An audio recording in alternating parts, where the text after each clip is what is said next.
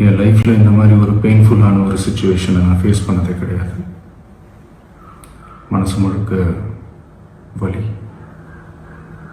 வலி மட்டும்தான். இந்த சுற்றுப்பயணத்தில் என்னென்ன மக்கள் பார்க்க வராங்க, அதுக்கு ஒரே ஒரு காரணம் தான், அவங்க என் மேலே வச்சிருக்கிற அன்பும் பாசம்.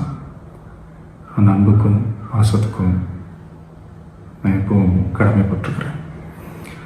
அதனால தான் இந்த சுற்றுப்பயணத்தில் மற்ற எல்லா விஷயங்களையும் தாண்டி மக்களுடைய சேஃப்டி, அதில் எந்த காம்ப்ரமைஸும் பண்ணிடக்கூடாதுன்றதுக்காக தான் அது என் மனசில் ரொம்ப ஆழமாக இருக்கும் அந்த எண்ணம். அதனால தான் இந்த அரசியல் காரணங்கள் எல்லாத்தையும் தவிர்த்துட்டு ஒதுக்கி வச்சுட்டு மக்களுடைய சேஃப்டி மட்டும் மைண்டில் வச்சுக்கிட்டு அதுக்கான இடங்களை சூஸ் பண்ணுறது, அதுக்கான இடங்களை பார்த்து பர்மிஷன் கேட்குறது, போலீஸ் டிபார்ட்மெண்ட்டில் அதை ரிக்வெஸ்ட் பண்ணி கேட்போம். ஆனால் நடக்கக்கூடாதது நடந்துருச்சு. ஆனால் மனுஷன் தானே, அந்த நேரத்தில் அத்தனை பேர் பாதிக்கப்பட்டுருக்கோம்.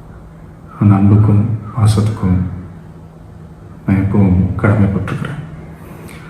அதனால தான் இந்த சுற்றுப்பயணத்தில் மற்ற எல்லா விஷயங்களையும் தாண்டி மக்களுடைய சேஃப்டி, அதில் எந்த காம்ப்ரமைஸும் பண்ணிடக்கூடாதுன்றதுக்காக தான் அது என் மனசில் ரொம்ப ஆழமாக இருக்கும் அந்த எண்ணம்.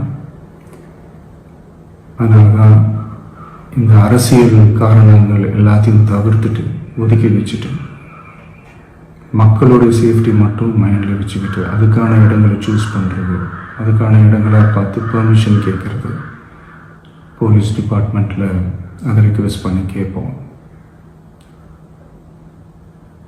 ஆனால் நடக்கக்கூடாதது நடந்துருச்சு.